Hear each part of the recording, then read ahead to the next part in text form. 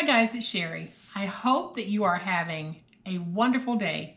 Y'all, let's do some very quick and cute crafting. Stay tuned.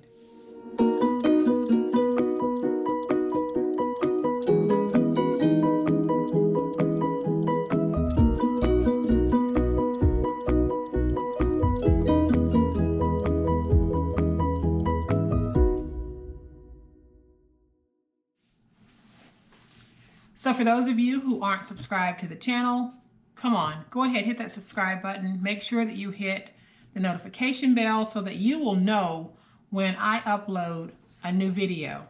You will love this channel. We do some very creative crafting. We have a wonderful online community and we share some awesome techniques. So go ahead, hit the bell. You will not be disappointed. And here is today's project, guys. I'm going to call it just a flip top little wallet because you can put a whole bunch of different things in it. When finished, it measures 6.5 by 4.25 by 1 inch. And what I have in mind, I'll open it up. I have a magnetic closure on it. And what I have in mind, I have recipe cards. So let's say you're going to an event or you happen to be hosting something at your house after the pandemic and you have a favorite recipe or a group of recipes that you want to share. This is a perfect way to present those. Or you can fill this with cards or anything else that you want to put in it. It really is very easy to make. And y'all know what? You can put anything in this box and use it for gift giving. So let's make it. So to make our project, we are going to need, so guys, this is going to be a chipboard free project. So to make it, we are going to need 2 pieces of cardstock that measures 6 3/8 by 4 1/8. We're going to need a piece of cardstock that measures 6 3/8 by 1 3/8. Then we have a beautiful decorative piece of cardstock, and this measures 8.5 by 12. And the paper that I'm using is from Anna Griffin, and this paper is absolutely gorgeous. And it is from Anna Griffin. In case you want to look online for this paper, or you can go to annagriffin.com and you can probably find the paper on her website. And then for the recipe cards, I am using this gorgeous set of recipe cutouts from American Crafts, and I'm going to hold this up so that you guys can see this. It is beautiful. On the back you've got spaces to write the directions, and on the front you've got the place for the ingredients. So all I did was just cut out 12 of these, and that's what I'm including in my box. But like I said, you don't have to do this as a recipe box. You can do it as an anything box, but mine is a recipe box gift set. So here's what we need to do. So we are going to take our 8.5 by 12 inch paper, and on the 8.5 inch side, we are going to score at 1, rotate it to the opposite 8.5 inch side and score at 1. Then we're going to turn it to the 12 inch side and we're going to score at 4 1/4, at 5 1/4, at 9 1/2, and at 10 1/2. And then we need to fold and burnish all of our scores. And because my paper is a thicker weight, it's probably a 110, I am giving this a very good burnishing just to make sure I've got a nice crisp crease.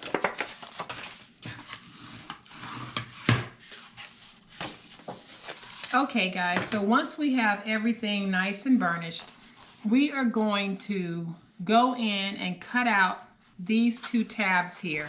This is actually the front of the box, so we need to go in and release these tabs. And I am going to use scissors because I was actually making bacon and I had my bacon grease to splatter and it burned my finger, and it just happens to be my finger blade finger. And it's a little bit painful right now. So I am simply going to remove that, and we'll be left with this, and I'll rotate it to the opposite side, and we'll do the same thing over here. So I am simply cutting up to the score mark. Then I'm going to do just a very slight angle, and this is how we're going to free up this tab.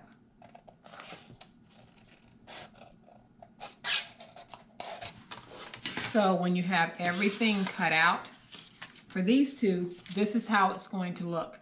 Now we're going to turn it because we want to cut up to the second score mark, but we're not going to angle cut at this point. So I'm going to start here, try to cut as straight as I can with scissors because scissors are not my friend. And I'm cutting straight up. Then I'll do the same thing over here.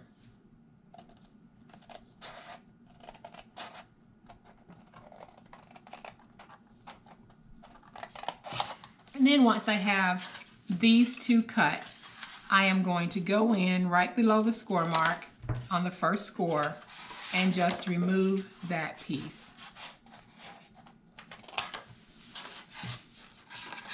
And so now it looks like this. But I'm going to come back and just angle in a little bit right there. Not a lot, just a little.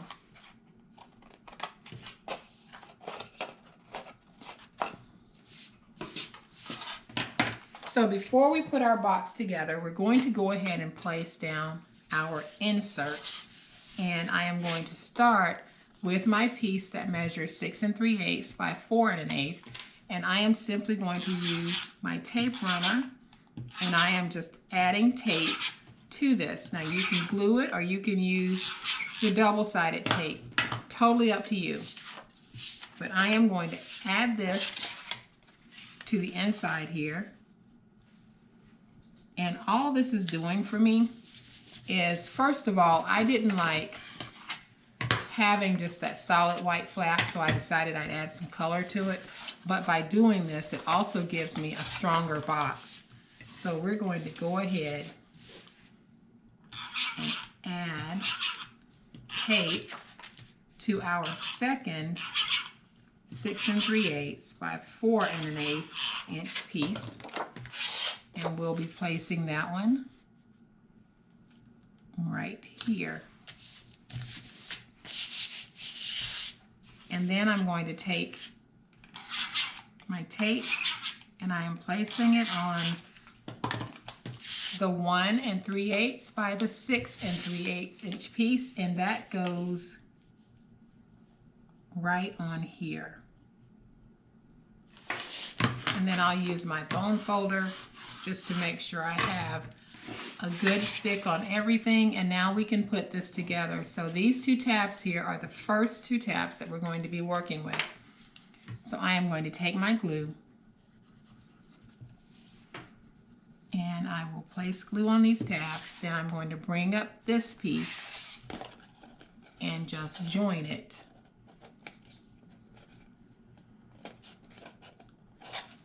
And make sure that you've got it nice, crisp, and tight. Then I can go on the inside with my bone folder and make sure that I've got everything nice and stuck. I'll do the same thing over here because I've already placed my glue. So all I'm doing is having my two tabs to meet, and I want to have that nice crispness there. And we are ready to finish this off. Okay guys, so what I'm going to do here is I am going to place my glue on this flap, and I have folded back this piece because we don't need it to be in the way of the glue, and we don't need to get any glue on it. So I am going to place my glue, making sure that I have glue very close to the edge because I need to have a nice clean placement. Then I'm going to fold it over, and I'll use my fingers just to go along and get it stuck. So then I'll use my stylus just to go along and burnish everything down nice and flat. So then I'll do the same thing on the other side. I'm just going to fold this backwards. So I'll fold this one backwards and add my glue.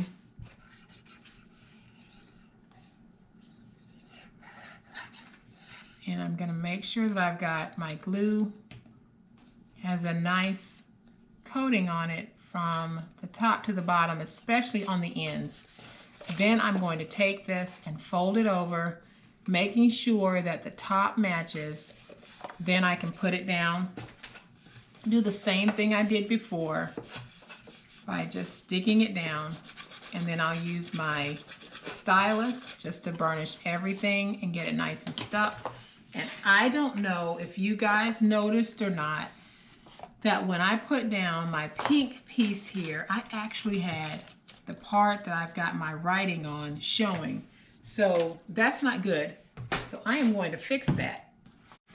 All right, guys, so I am going to replace that 6 3/8 inch piece with another 6 3/8 by 1 3/8 inch piece and put it down so that I don't have any writing showing like I did before.